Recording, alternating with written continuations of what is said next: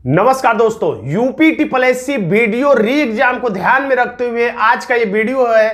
Reasoning के अंतर्गत हम लोग देखेंगे आकृति गणना। 23 दिसंबर 2018 की प्रथम पाली में आकृति गणना से 2 प्रश्न पूछे गए थे। देखते हैं ऐसे कठिन से कठिन प्रश्नों को आप आसानी से बिना उलझन में पड़े कैसे सुलझा पाएंगे। ऐसे प्रश्नों को एकदम सटीक उत्तर आपका आएगा, बिल्कुल घबराना नहीं है, क्योंकि आकृति गणना के प्रश्नों को एक सिस्टम के अंतर्गत गिना जाता है। वो सिस्टम यदि आपको पता चल गया है तो आप आराम से कितना भी कठिन आकृति गणना का प्रश्न हो निश्चित रूप से सही उत्तर तक पहुंच जाएंगे। तो चलते हैं, देखते हैं। पहला प्रश्न है यहाँ पर, इसमें कह रहा है कि नीचे दी गई आकृति में त्रिकोणों को गिनिए, यानी त्रिभुजों को कुल संख्या आपको ज्ञात करना है। तो आप ऐसे ही गिनने लगेंगे तो दिक्कत हो जाएगी। सिस्टम ये है कि सबसे पहले आप ऐसी आकृति गिनिए, त्रिभुज गिनिए जिसके बीच में कोई रेखा ना रहे। इसके बाद ऐसे त्रिभुज गिनिए जिसके बीच में कोई भी एक रेखा रहे। फिर ऐसा त्रिभुज गिनिए जिसके बीच में 2 रेखाएं रहे। फिर इसके बाद ऐसा त्रिभुज गिनिए जिसके बीच में कोई 3 रेखा रहे, चाहे जहां से रहे।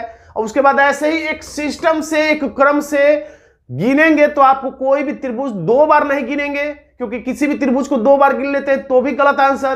कोई त्रिभुज गिनने से छूट जाता है तो भी दिक्कत हो जाती है। तो यहां इस सिस्टम से हम लोग चलेंगे। सबसे आसान होता है एकदम शुरुआती, जो कि एकदम सादा वाला त्रिभुज गिनना।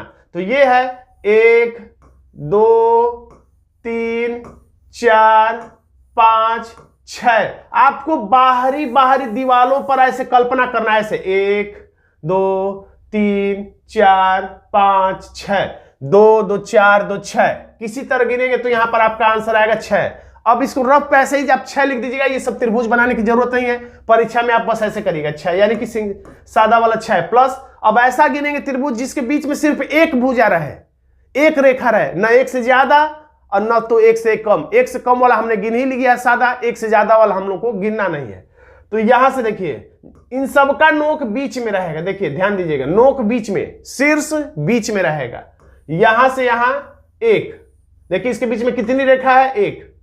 फिर यहां से यहां देखिए बार बार 2, इसके बीच में ये याद आ रहा है कि एक रेखा है।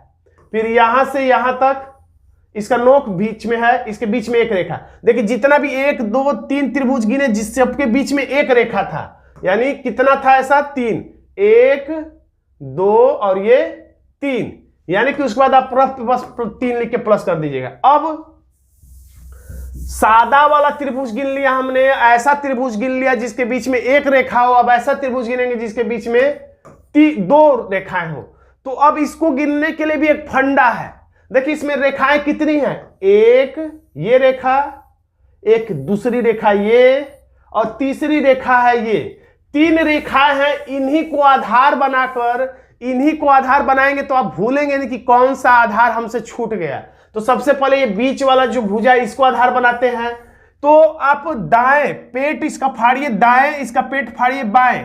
तो दाएं फाड़ेंगे तो इसके बीच में एक त्रिभुज दिखाई देगा जिसके बीच में 2 रेखाएं हैं। याद है आपको कि 2 रेखाओं वाला त्रिभुज अभी तक आपने नहीं गिना था, एक। और ऐसे पलट देंगे तो इधर भी एक त्रिभुज बनेगा, ये वाला, जिसके बीच में ये 2 रेखाएं हैं, और 2 रेखा वाला अभी तक त्रिभुज आपने नहीं गिना था।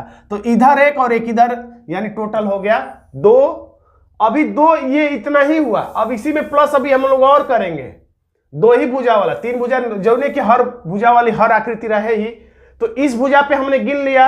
अब हम लोग चलते हैं इस वाले भुजा पे, इसको हटा देते हैं। इस वाले भुजा पे तो इस पर भी बीच में ऐसे हाथ रख के आप कल्पना करेंगे, पेट को ऐसे फाड़ दीजिए तो ऊपर एक त्रिभुज दिखाई देगा जिसके बीच में 2 भुजाएं हैं। ऐसे करेंगे तो इधर एक त्रिभुज दिखाई देगा जिसके बीच में 2 रेखाएं हैं। तो 2 हो गया, तो ये भी हो गया 2। अब इस रेखा पे हो गया और इस रेखा पे हो गया, दोनों रेखाओं पे हो चुका। अब इस भुजा पर आधार रख के हम लोगों को गिनना बाकी है। तो अब हम लोग क्या करेंगे, ये वाले भुजा पे 1 2 गिन लिए, इस वाले भुजा पे 1 2 गिन लिए। अब इस भुजा पर गिनेंगे तो इस पर भी कितना मिलेगा, इधर 1 जिसके बीच में, इस त्रिभुज के बीच में 2 रेखा है, इधर भी इस त्रिभुज के बीच में 2 रेखा है, यानी टोटल कितना हो गया, 6। और सबसे बड़े वाले त्रिभुज को जिसके बीच में कह सकते 1 2 3 रेखाएं हैं, इसको गिनना तो बिल्कुल मत भूलिएगा, सबसे बड़ा वाला त्रिभुज इसको हम लोग कहते हैं। कभी कभी गलती से सबसे बड़ा वाला त्रिभुज हम लोग गिनना छोड़ देते हैं, भूल जाते हैं। तो टोटल कितना हो गया? 6 3 9 और एक 10 और 10 और एक 6, 16 त्रिभुज यहां पर देखने को मिलते हैं। अगर जल्दी जल्दी गिना जाए तो इसी काम को आप परीक्षा में ऐसे भी कर सकते हैं।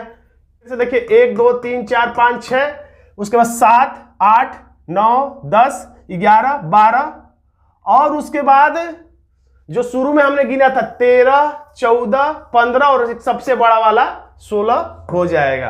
एक और प्रश्न देख लेते हैं, देखिए आंसर है बी।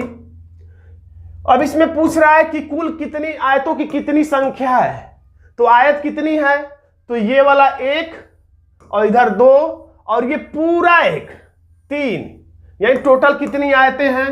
तो यहां पर 3 आयतें देखने को मिलती हैं। तो दोस्तों अगर आप चाहें तो हमारे पेड बैच से जुड़कर पूरी रीजनिंग को विस्तार से स्टेप बाय स्टेप भी सीख सकते हैं। खैर आज का वीडियो आपको कैसा लगा कमेंट बॉक्स में जरूर लिखिएगा।